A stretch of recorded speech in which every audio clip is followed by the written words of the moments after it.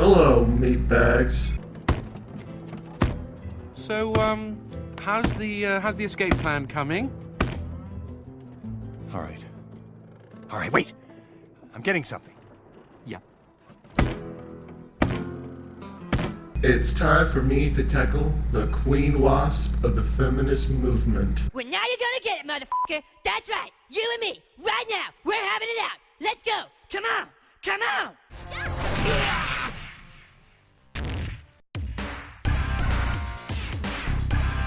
Now, we all know she doesn't do her research because she gets others to do it for her. But, she says it's double and triple checked. My analysis is very well researched. It's double and triple checked. It has to be, given the intense level of scrutiny focused on my every word. This is one of the main reasons why each episode takes so long to produce. Back then when the pixel art started coming in back then, and still today, there are still translation errors. It wasn't shape, it was form. With her form, she could not be defeated. Not her shape, Anita. My analysis is very well researched. It's double and triple checked.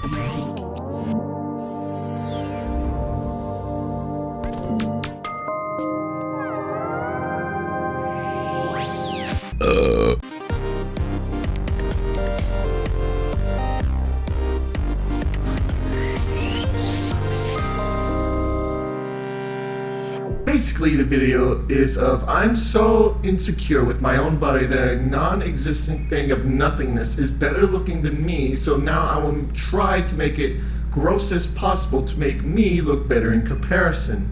At their annual BlizzCon event in 2014, the wildly successful game studio Blizzard Entertainment showed off a new game they had in the works called Overwatch. Yeah, and the biggest problem was Tracer's nice ass. Yeah, the whole thing was blown out of the water with a nuclear explosion of don't give a fuck. So in light of the fact that her ass might be better than yours, Anita, I went ahead and got someone to do a redesign of her months ago. Do you feel better now? And from that first reveal, it was clear the appeal of Overwatch resided in its cast of characters, a diverse assortment of heroes, each with unique traits and abilities. The roster revealed at BlizzCon included men and women, sentient robots, and super intelligent gorillas. My analysis is very well researched. It's double and triple checked, double and triple checked, triple checked. And even though all that is all well and good, you still going to bitch about something. However, for all the apparent variety and diversity in the heroes Blizzard showed off at the game's debut, there wasn't much diversity to be seen in the body types represented by the female heroes. Double and triple checked, double and triple checked, triple checked, triple checked, triple checked, triple checked. So we're just gonna gloss over Zarya, the hulking woman, or Mai, the possibly a little bit plus size woman. From the body type here, she could be plus size, and with the concept art, the early concept art, she was skinny. It could be altered slightly. But to fit the narrative that all women need to be fat in video games, you need to brush them aside so you can be 100% accurate. The male characters introduced that day included the towering knight Reinhardt, the sturdy engineer Torbjorn, the agile archer Hanzo, and the hulking simian scientist Winston, among others. The 5 female characters introduced consisted of the slender adventurer Tracer, the slender healer Mercy, the slender support character Symmetra, the slender sniper Widowmaker, and the slender but well-armored security chief Pharah. You also forgotten Zarya, Mai, and Diva. And the newest addition, Ana. Double and triple check. Okay, with this in mind, a thought popped into my head. When did you start to make this video? Did you not keep up to date with the game? Oh wait, you... Double and triple checked. I am, because you do. Double and triple checked. Because I'm pretty sure you... Double and triple checked. So it couldn't possibly, because you... Double and triple checked. You can say that all you want. We all know that you don't. If you're going to critique something, you have to keep up with it to date. You did not do that. So it clearly shows in the first part of this video. So you didn't. Double and triple checked. It's clearly grasping at straws here. You're trying to stay relevant when you're not. And it's getting pretty sad, Anita. Overwatch was hardly alone in having all of its female characters share a similar physique. In Ultra Street Fighter 4, characters such as Dalsum, Hakan, E Honda, Rufus, and Vega represent a significant range of male body types. Looking at the roster of female characters, however, while some may be a bit taller than others or have slightly larger thighs, not one of them represents a notable departure from the slender body type that has been established as the standard of conventional female attractiveness. Drop the act. We know you don't give two shits about male figure. Because we know you give two shits about female figure because you're bitching about it now.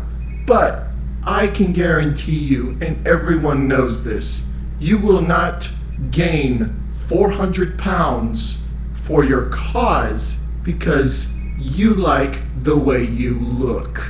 But let's take a look at the roster of men you picked out. Rufus mostly. He is 6'5" and 401 pounds. He's able to move faster than most of the fighters, using his own weight to propel his attacks. With this workout and constant moving, he will lose all that weight. And he loves how fat he is and eats tons of food to stay that fat. If not, he would be as fit as Ken or Ryu. He calls his body abs of steel. Oh, and how is that a man that round can have abs and hulking biceps? Even if he did just work out his arms alone, it still affects his upper body. Mostly E Honda over there. But if you notice that all the male fighters are hulking gods even when fat? How? They're formed in fighting. They work out constantly. They train constantly. They fight constantly. You think Chun-Li over there got those glorious thighs from just standing around?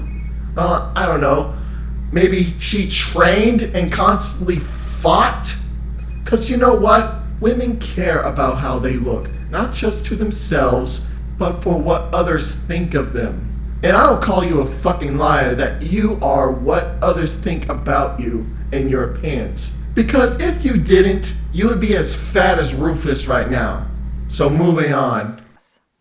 Similarly, when we look at the champions on offer in the hugely popular MOBA League of Legends, we see the designers employing a wonderful range of body shapes and proportions across dozens of male characters. Plenty of fat material for you, Anita, to dust off all those cobwebs. From the classic muscular warrior physique of Tarek, to the hefty beer belly of Gragas, to the cartoonishly disproportionate body of Dr. Mundo. There isn't any one male body type that is presented as the standard default male body type, and the value of these characters is definitely not connected to their sexual desirability. Oh, wait, you serious? Let me laugh even harder. Lady, you haven't been through the internet, have you? Places like Tumblr and DeviantArt? Yeah, you'll find what you're looking for there, I promise you. But when we look at the female heroes, there's nothing approaching the diversity we see on the male side of the roster. Yeah, because robot women, fox women, monster girls, magical girls all exist in real life. There are a few noteworthy variations from the standard. Illaoi is somewhat more muscular than many of the female characters. Jinx has smaller breasts, and there's the cute gnome-like But no fat women equals horrible game that is totally misogynistic and needs to be destroyed. Tristana. But the overwhelming majority of female characters make it clear that a slender figure with prominent breasts is viewed as the standard for female character design. And you just got done stating the non-standard, it's not enough. Though I do need to point out you did miss a few that are non-standard.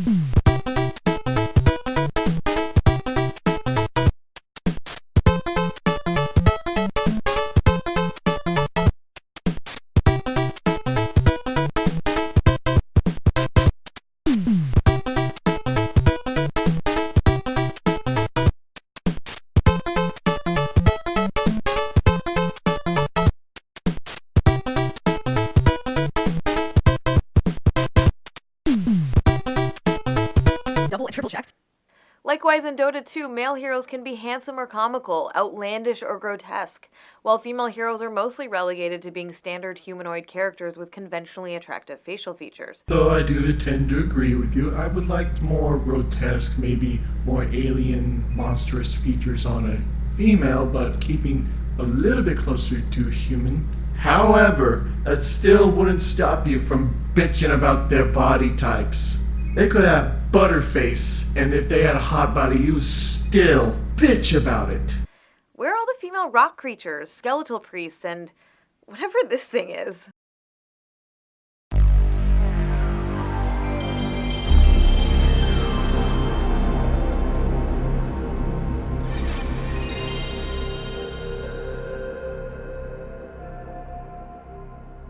You know what, so that you don't worry yourself, I'll do it for you. Here are a couple of female rock creatures, known as golems, and here's some skeletal priests, otherwise known as necromancers.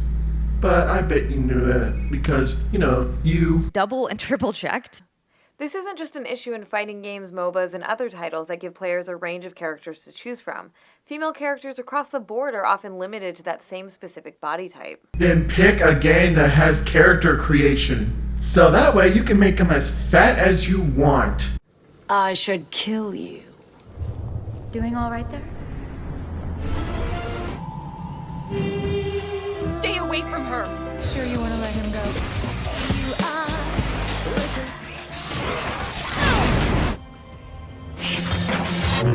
And this Even though you said smaller breasts were fine, there were 3 women in that little clip show of How Dare They that were small in the chest. guy wants me to trust him. It's as if male characters are free to embody whatever physique best communicates their personality or abilities, but when it comes to the designs of female characters, that kind of imagination and creativity often doesn't seem to exist. So you basically gloss over all the armor, backstory, abilities, in terms of only their body types is the most important thing to you, Anita. What I look for in a character is great design, armors mostly. If they can make it sexy and good at the same time, I'm okay with that. But what I'm not gonna take fucking seriously is this. This was meant to do nothing but entice. And we have to go over again that the most people who play hardcore in the video game industry is male. But it's 50-50 who plays video games. But it would also seem that you don't take into account of lesbian gamers who like women in these kind of forms. You just don't care about them because you're insecure with your own body. However, the biggest difference between you and every gamer known to mankind, besides actually playing games, is that we don't base our love of video games on body types. We look for in gameplay, plot, the story, character designs. You are solely based on a female body type. How is it that a feminist can say all women can have the free will to be any size they want, but then snap at women who are slim and have full chests and demonize them for not being fat? That is hypocritical, and that's why people don't take people like you seriously.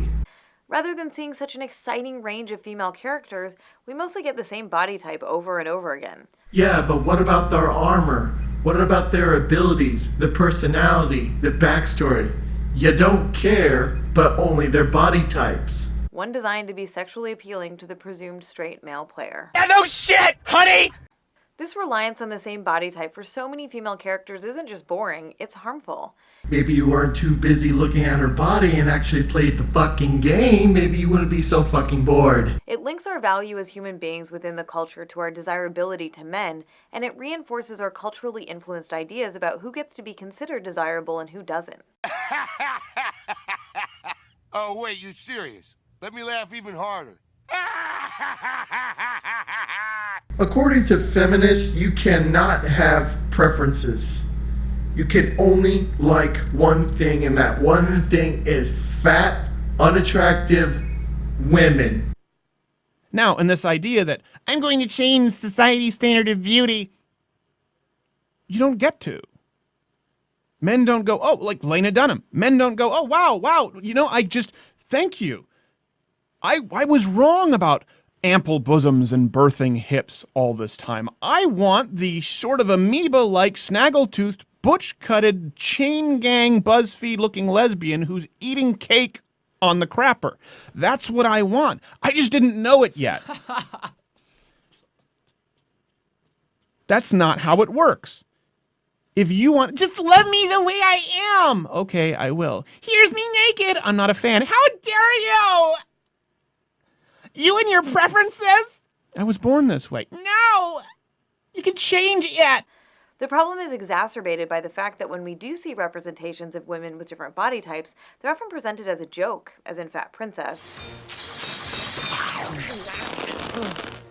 Or they're pathologized and presented as a twisted transgression of the established feminine ideal, as in the case of the evil lesbian psychopath Joe Slade in Dead Rising. Let's see just how shameless you are, you dirty little skank. Say hello to my little friend. No, not again. You and your preferences? When the majority of women who populate these game worlds are designed from the same narrow template, the problem isn't just what we're seeing in games, it's what we're not seeing. The fact that fat women and women with different body shapes aren't featured in these worlds reinforces the false notion that these women are less valuable and less worthy of recognition than those women whose bodies come closer to matching the cultural beauty standard. How about you protest by gaining 400 pounds? I'll wait. Limitations on creativity when it comes to female characters don't stop with body type. We also don't see the same range of ages commonly represented as we do with male characters. Oh yeah, not fat-phobic, now age-ophobic. Learned a new Tumblr word, have we? It's not unheard of to see male soldiers, fighters, and heroes who appear to be in their 40s, 50s... Gotta stop you right there, Anita. Solid Snake is 35 years old. He's not 60 or 50. Because of him being cloned and the nanomachines, because they don't mix. But you probably knew that because I know you. Double and triple checked. I know that's getting very annoying, people, but bear with me. It makes her look like a fucking moron. And even older. You're right. Playable female characters, on the other hand, are almost always young, and it's for the same reason that so many of them have the same body type. They're intended to be sexually appealing to straight male players. Because lesbian gamers do not fucking exist. The result is that we have plenty of representations of male characters who communicate that men can continue to be active, vital, and powerful over the course of their lives. Meanwhile, the absence of older playable female characters wrongly suggests that women's value is tied directly to their beauty and youth, and that when they're older, that value is all used up. Oh, wait, you serious? Let me laugh even harder. Double and triple check. There aren't many good examples of prominent positive representations of women with different body types in major contemporary games. Probably because you didn't look hard enough. In Life is Strange, there's the minor character Alyssa, a classmate of Max, the protagonist. She was one of the most annoying characters, apart from the two main ones. I didn't know you were a sci-fi geek like us. What's your favorite? In Assassin's Creed Syndicate, there's Agnes McBean, owner of the train which becomes the hero's base of operations. Then may I present to you Agnes and Bertha, Lady and Locomotive. And in Star Wars Knights of the Old Republic 2, Kreia is a great example of a capable, powerful, older female character.